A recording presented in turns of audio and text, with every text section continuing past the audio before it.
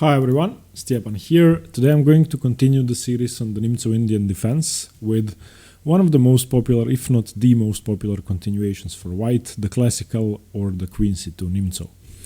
Let's get into the opening. So d4 by white, knight f6, c4, e6. One thing that should be noted here, white doesn't have to play the move knight c3 going into the Nimzo Indian. So don't expect every single one of your games after this to be the Nimzo. White can opt for the move knight f3. And now you have, in my opinion, a pleasant choice between the Bogo Indian with bishop to b4 check and the Queen's Indian defense with b6. One of these defenses you are going to have to pick up if you plan to play the Nimzo to be prepared for knight f3. Okay, but let's suppose that white plays the move knight c3, bishop b4. Now we have the Nimzo Indian defense, and white plays the move queen to c2, the classical variation, or the Qc2 Nimzo. One of the favorite openings of one of my favorite grandmasters and YouTube chess coaches, Ben Feingold. Now, if you are unfamiliar with the basics of the Nimzo, watch the video, the introductory video on the Nimzo Indian. You can find the link in the description below, and today we are going to focus on Queen c2. Now, what's the purpose of Queen c2? As you can see, black is preparing to castle on his fourth move, and knight f6, e6, and bishop b4 all do that. Furthermore, bishop b4 decreases white's control over the e4 square, the key square in the Nimzo Indian defense. And thirdly, bishop b4 is threatening to simply take the knight on c3, thus doubling white's pawns on c3 and c4, and after that with maneuvers such as b6, bishop a6, knight c6 to knight a5, target this weak c4 weakness, which can be fixed with the move c5. So black has a fairly pleasant strategy ahead. Therefore, the move queen c2 firstly prepares to capture the bishop with the queen, not allowing black to double white's pawns. So if now bishop takes c3, queen will take on c3. And furthermore, it's controlling the e4 square some more, making it harder for black to play the move knight e4, increasing control over, increasing the pressure on the c3 square. So the move queen c2 in one way is fairly logical and it's playing against black's plan. But on the other hand, this move in classical chess principles is a waste of time. White is developing his queen to a square which isn't that purposeful. You are going to see the queen on c2 in some semi-Slav lines and in many other openings. It does aid in the attack, especially in isolated queen's pawn positions where the bishop is either going to be on d3 or on b3 or on c4, the light-squared bishop. And the queen can be pleasantly placed on c2, but in this position it would have been much more useful for white to develop a piece or to try to castle. So moves such as e3 or knight f3 make way more sense in classical chess principles. But the move queen c2 has been heavily analyzed and it does work. It has been popularized mostly by Garry Kasparov in the 90s, and since then and before then almost every strong chess player has played the Queen c2 Nimzo. Since I'm playing the Nimzo myself with black, and this is a move I'm going to be facing a lot, we are going to go through all of the options for black. And I'm going to give you my recommendations as to what to play and how to proceed against white's plans here. We are going to look at 6 different moves. Some of them are good, some of them are bad, some of them are dangerous, some of them are passive. And I'm going to share my opinions on each. We're going to look at castles, which is the main move, makes perfect sense. Since white is wasting time developing the queen, black should just castle, proceed with his plans. Then we are going to look at c5, the most straightforward move, fighting for the center immediately. After that, we are going to look at d5, which is mental. And if you don't know 20 moves of theory, I can tell you right now, don't play d5. It's the most complicated, most aggressive, and most dangerous variation black could opt for. Now, it's dangerous for both sides. That has to be said. And black is the one who decides to play d5. So it might also be a great surprise weapon, especially against inexperienced players. After that, we are going to look at knight c6, the recommendation of Krzysztof Sielecki from Chess Explained, whose book on the Nimzo and the Bogo I'm reading right now. If you don't know his book, he wrote a book for everyman chess called Nimzo and Bogo Indian. It's a great book, and it's a repertoire for black in which he simply recommends what to play against each variation in the Bogo and in the Nimzo. And he recommends this move knight c6, which I don't like. Even though the strategy behind it is clear enough, I think it's too complicated to play, and he himself points out that strategically the variation is very complex. Therefore, you're going to have a lot of experience in structures which occur from that, which might be hard if you haven't played it at all. And lastly, we are going to look at d6 and b6. d6 being the most passive option, which shows the flexibility of the Nimzo Indian defense, as I've pointed out already. d6 allows black to go for a Queen's Indian setup, to expand with c5, later on even with d5. It allows black to gain light squared, dark squared control with the move e5, to employ a dark squared strategy and play against and play with his light squared bishop if he's going to give up his bishop on c3. And lastly, we are going to look at b6 and a move which I'm not a big fan of because it allows the move e4. In this position, you can see that the queen on c2 is controlling e4. Therefore, if black plays the move b6, white can just go ahead and play the move e4. And if knight e4, queen e4, bishop c3, bc3, white is simply a pawn up.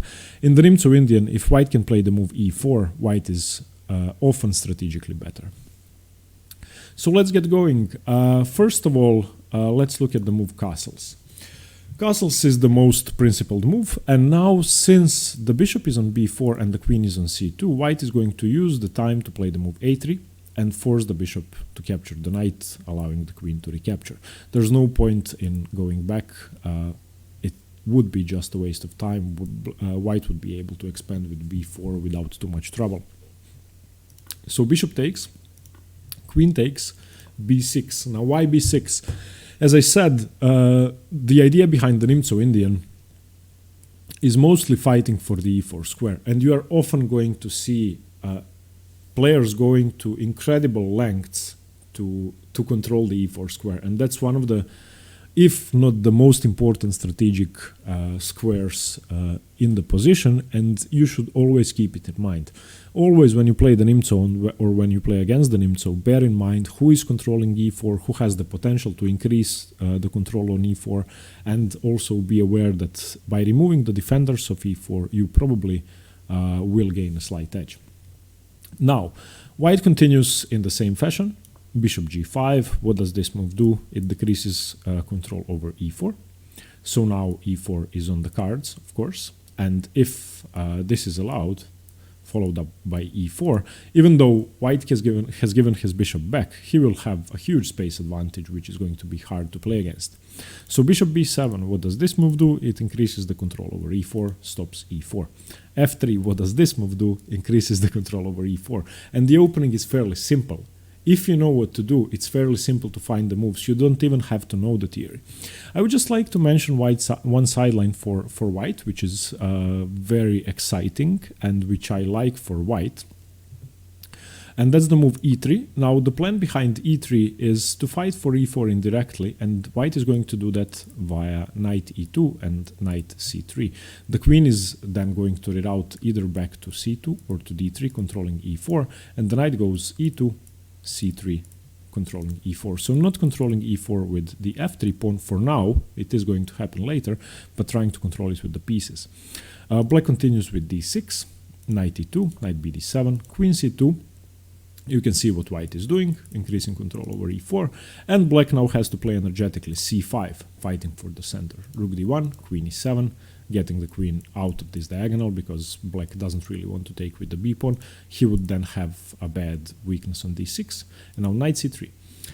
And now 1, 2 defenders of e4 for black, 1, 2 attackers of e4 for white.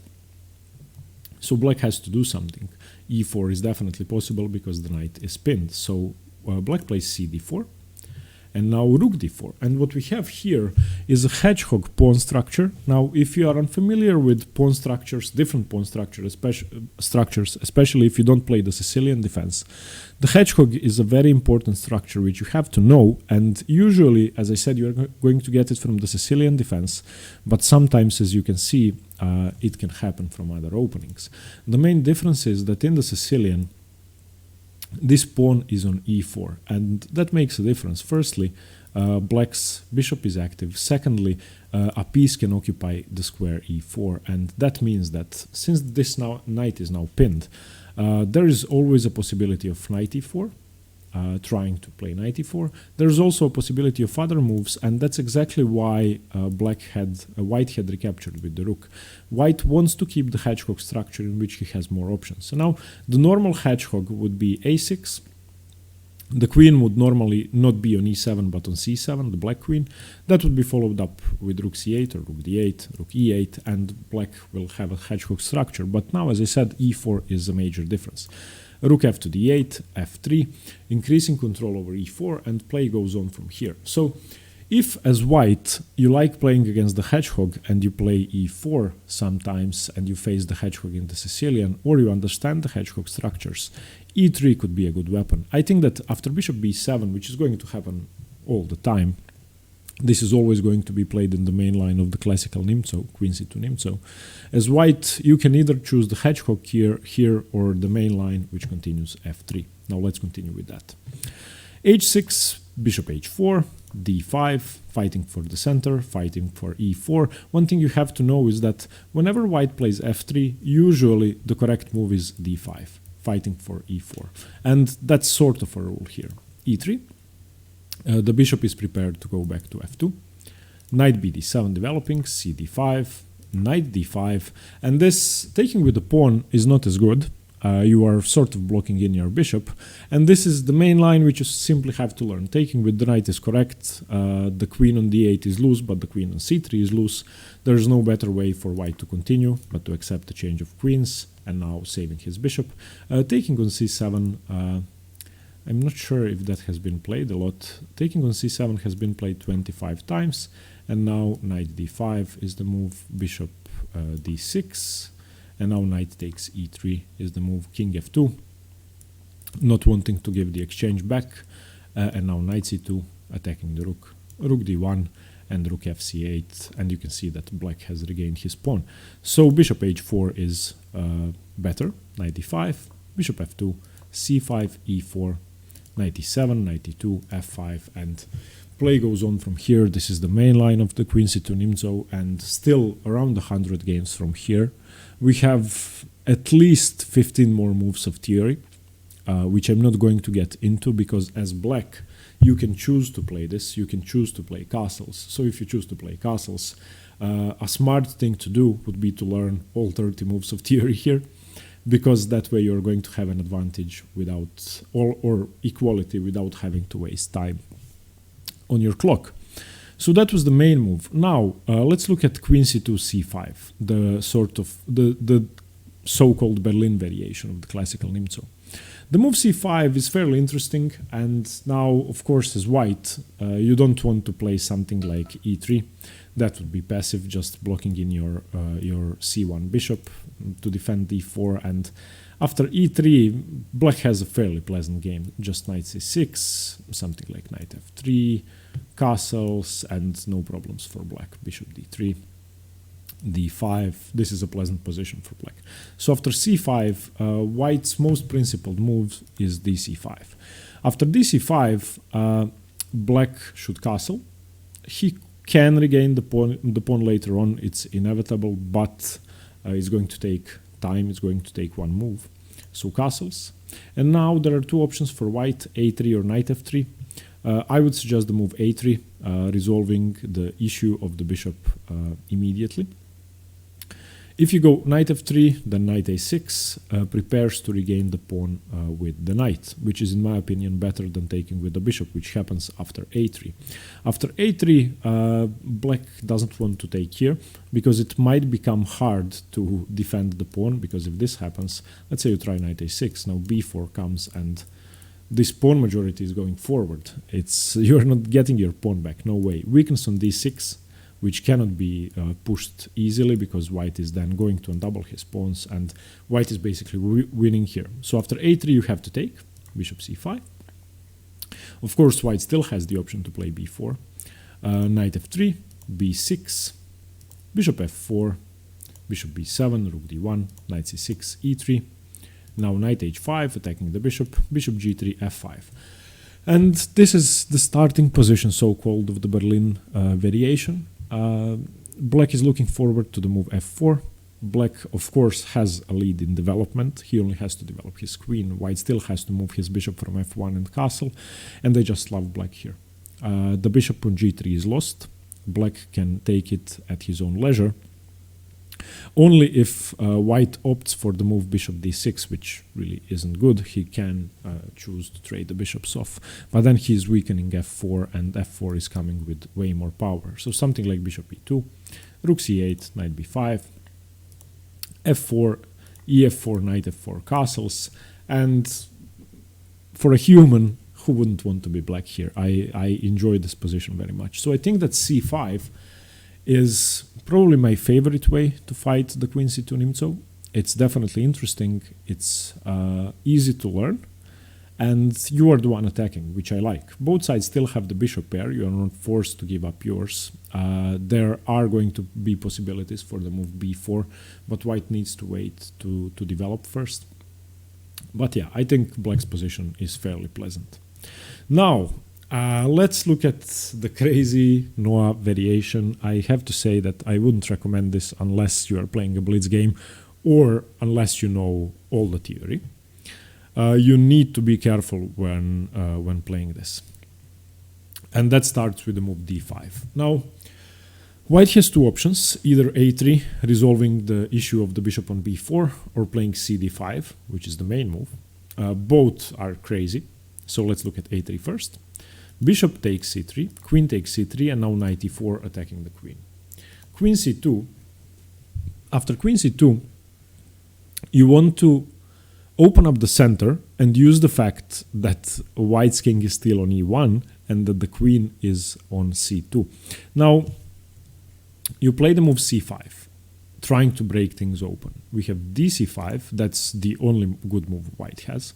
Knight c6, you don't care about your pawn, you're just going to give it up to make sure you have stuff like this.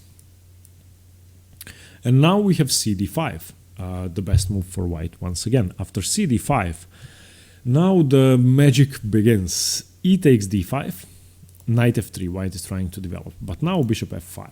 And you can see that if you count the pieces developed, white is playing with his knight on f3, with his queen on c2, and with his yet to be developed bishop on c1. Black, on the other hand, is playing with 3 minors and the queen. And his rook is able to come to c8. He can often castle quickly and get his other rook into play. So if you're unfamiliar with this, if you don't know the theory, it's highly likely you're going to mess up, because some of the moves are really hard to find. For example, here, if I were playing white and I didn't know this position, I would spend probably half an hour trying to figure out if black has any strong discovery with his knight. There's one really obvious move, knight g3, winning the rook. But the point is, there are no good discoveries. White doesn't have to move the queen. The best move for white is b4. Now, in order to know that, well, you need to know the position. So after b4, black doesn't have any good discoveries, so he just castles. Let's test that theory. After b4, can black do something? Let's say he does play knight g3. After knight g3, just queen b2, putting pressure on g7. If you take the rook, then queen takes g7, rook f8 is the only move, and now bishop h6.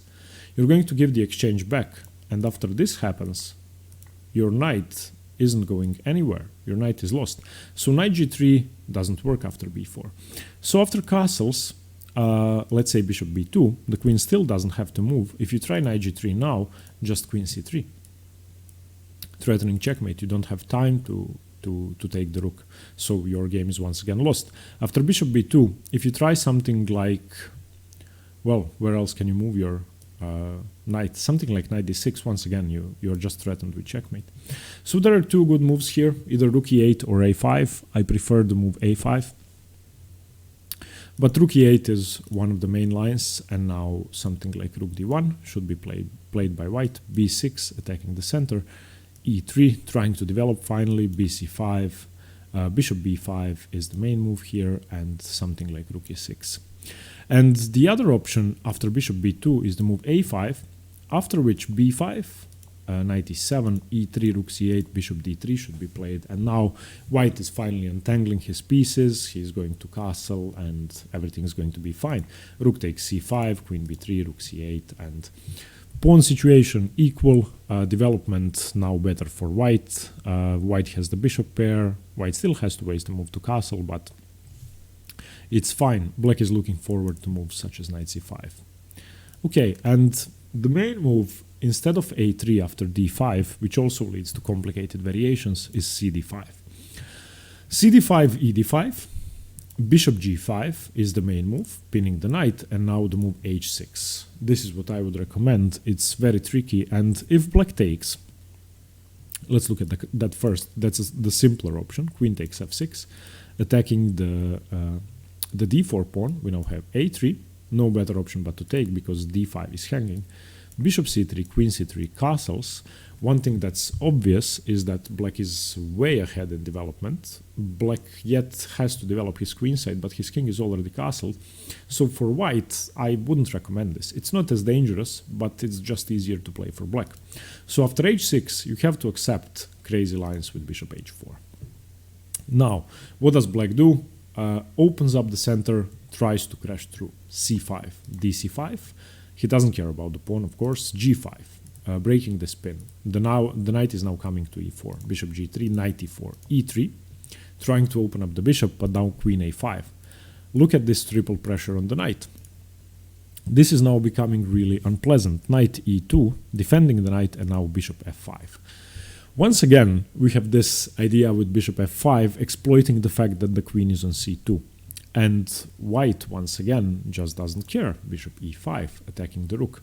Now let's look at the discoveries once again. Something like knight g3, simply queen d1, and there's nothing here. Your knight is hanging, your rook is hanging, you have no good options. So after bishop e5, you castle.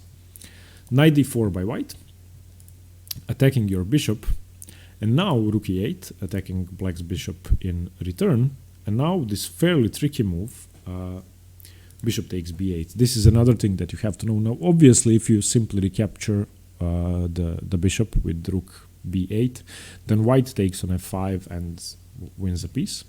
So you play knight takes c3, and knight takes f5. Now, after knight takes c3, if b takes c3 is played, this is just dead lost, as you can see. The queen is hanging, the pawn is hanging, everything is hanging. So knight takes c3 attacks the queen by the bishop. Queen takes would also lead to some nasty discoveries. You need the queen in the defense.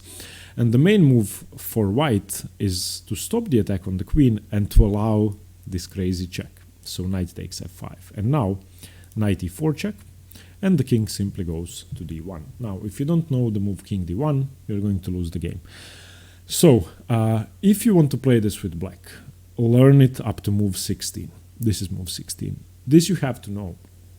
Now you simply take on b8 and play continues with f3, knight takes c5. It's completely equal, as it usually is after an extremely complicated variation. But whoever knows the theory better here is going to be better. So let's look at that again. After h6, bishop h4, c5, dc5, g5, bishop g3, knight e4, e3, queen a5, knight e2, bishop f5. White is not worried about the f5 bishop, so he just counterattacks the rook, castles, knight d4, attacking the bishop, and now the only correct move, rook e8, counterattacking the e5 bishop. Bishop b8, the only correct move, knight takes c3. Attacking the queen, forcing knight takes f5. If we turn on the engine and take with the queen on f5, you can see that this is becoming much better for black. It's really hard to defend the king now from this discovered check. So queen f5 is not an option. Knight f5 should be played, and now knight e4 check, king d1, crucial move. You don't want to play this, you lose the knight. So rook ab8, f3, knight c5. Once again, if you want to play this, learn it well. Now, the Zürich variation, as I said, I find unpleasant. The good news, it's easy to learn. It's easy to learn because it's straightforward, there are not many sidelines. d6, bishop d2 is the best move, and there are other options with a3 or bishop g5 or g3, which are not as good. Bishop d2 is by far the best move, preparing to recapture on c3 with the bishop. And Krzysztof Silecki points out that this is the most unpleasant option, this he hates facing the most. So bishop d2 is kind of a problem here. Castles, a3, you have to take, your bishop is otherwise lost. Bishop takes, and now after queen e7, white has the bishop pair, white has a strong center, white is 3 moves away from castling, and in my opinion white is just overwhelmingly better. e3, e5, d5, one thing black has going for himself after knight b8, knight d2, c6. He's trying to employ a dark squared strategy, playing against this bishop, because he has given up his dark squared bishop. He needs to play against the c3 bishop, which makes sense, but I don't see it here.